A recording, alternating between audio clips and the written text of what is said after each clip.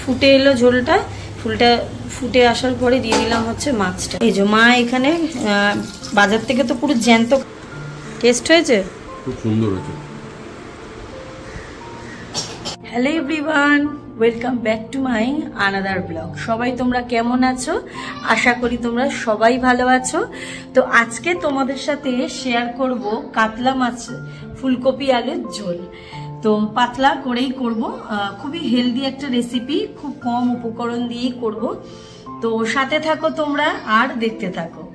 এই যে মা এখানে বাজার থেকে তো পুরো জ্যান্ত কাতলা আনা হয়েছিল, তো সেই কাতলা মাছটাকে ভালো করে ধুয়ে নিচ্ছে, একটু জলটাকেও ঝরিয়ে নেবে, খুব ভালো করে ধুয়ে নিচ্ছে।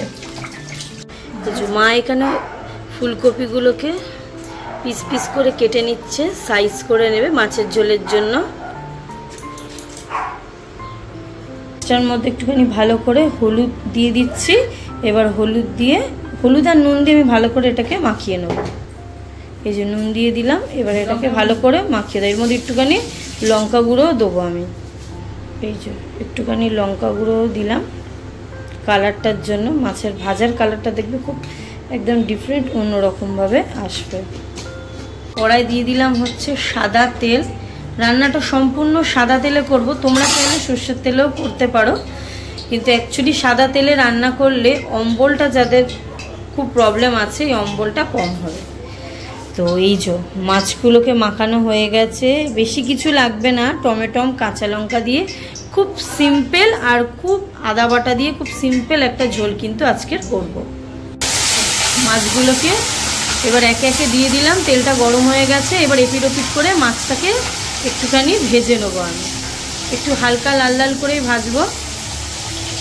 মাছটা ভাজা হয়ে গেছে, এবার খুব কড়া করেও ভাজিনি, আবার খুব মানে কাঁচা থাকবে এরকমও না, মোটামুটি যেরকম ভাজা হয় সেরকমভাবে এই যে ভাজা মাছটা এরকম ভেজে এরকম মাছটাকে আমি তুলে নেব। এবার আমি ফুলকপিগুলো ভেজে নিচ্ছি, মাছটা ভেজে তো তুলে রাখলাম, এবার একটু ফুলকপিটাকেও একটুখানি ভেজে নেব। ভালো করে একটুখানি ভেজে নেব, আর এর মধ্যে দিয়ে দেবো হচ্ছে একটুখানি নুন আর হলুদ। দিয়ে দিলাম হচ্ছে হলুদ অল্প করে, দিলাম হচ্ছে একটু নুন, ব্যাস। দিয়ে এবার এটাকে একটু হালকা লাল লাল হয়ে এলেই এটাকে নামিয়ে দেবো। ফুলকপিগুলো ভাজা হয়ে গেছে, এবার ফুলকপিগুলোকে তুলে নিচ্ছি।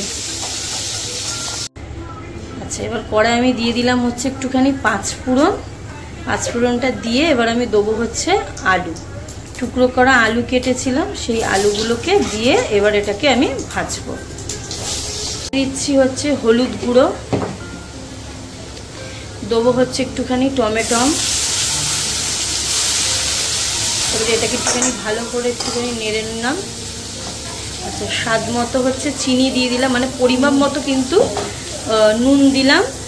এবার দেবো হচ্ছে একটুখানি চিনিটাও দিয়ে দেবে, যদি অনেকে মনে করে চিনিটা নাও দিতে পারো তো এটাকে স্কিপও করতে পারো।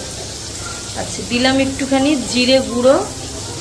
আচ্ছা, এবার এগুলোকে দিয়ে ভালো করে একটুখানি কষে নেবো, নিয়ে এবার দিয়ে দেবো হচ্ছে আদা বাটা। আচ্ছা, এবার এখানে দিয়ে দিলাম হচ্ছে একটুখানি লঙ্কার একটু বাটা, এটা হচ্ছে শুকনো লঙ্কার একটুখানি বাটা দিলাম, একটুখানি রঙের জন্য আর ঝালের জন্য। এবার দিয়ে দিলাম হচ্ছে একটুখানি কাঁচা লঙ্কা, দিয়ে এগুলোকে ভালো করে একটুখানি কষে নেবো মশলাগুলো একসাথে। এবার আমি দিয়ে দিলাম হচ্ছে ফুলকপি, আলুগুলোকে মশলাগুলোর মধ্যে কষা হয়ে গেছে, ভালো করে কষিয়ে নেওয়ার পর ফুলকপিগুলোকে আমি দিয়ে দেবো। এবার এটাকেও একটুখানি ভালো করে আলুর সাথে একটুখানি কষে নেবো, নিয়ে এরপর আমি জল দিয়ে দেবো। এই যে এবার আমি জল দিয়ে দিলাম, পরিমাণ মতো জল দেবো, যতটা ঝোলের প্রয়োজন আছে তো সেই অনুযায়ী আমি আজকে এটা জলটা দেবো। দিয়ে এবার এটাকে ভালো করে সিদ্ধ হতে দেবো, একটু ফুটবে, তারপর হচ্ছে আমি দিয়ে পর দেবো হচ্ছে মাছটা। এই যে ফুটে এলো ঝোলটা, ফুটে আসার পরে দিয়ে দিলাম হচ্ছে মাছটা। এবার মাছটাকে এর মধ্যে একটুখানি ঝোলের মধ্যে ফুটতে দেবো, তারপর হচ্ছে এটা একদম রেডি হয়ে যাবে। মাছের ঝোলটা একদম কিন্তু রেডি হয়ে গেল আমার ফুলকপি আলু দিয়ে। দেখো একদম ফুটে গেছে, একটু ঝোলঝোলই রাখবো, কারণ খুব বেশি এটাকে রিচ করিনি, তো একটু বলা যেতে পারে একটুখানি হেলদিও বলা যেতে পারে। ফুলকপি দিয়ে কাতলা মাছের ঝোল কিন্তু খুবই ভালো লাগে। তো এরকম ঝোল কারা কারা আগে খেয়েছো আমাকে কিন্তু অবশ্যই কমেন্ট করে জানিও। আমি একটুখানি নামানোর আগে একটু গরম মশলা দিলাম, গরম মশলা গুঁড়ো দিয়েছি, ঠিক আছে। তো একদমই আমার কিন্তু এই ঝোলটা কিন্তু একদম রেডি, ফুলকপি আলুর ঝোল। এই যে একদম নামিয়ে নিলাম, ও একদম গরম ধোঁয়া উঠছে দেখো।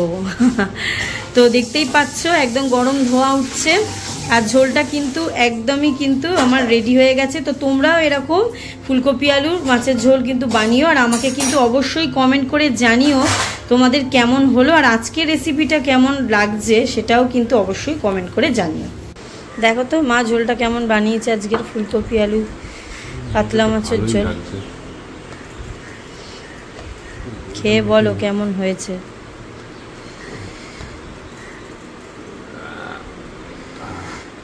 ও বড় মাছের মাথা দিয়েছে তোমাকে।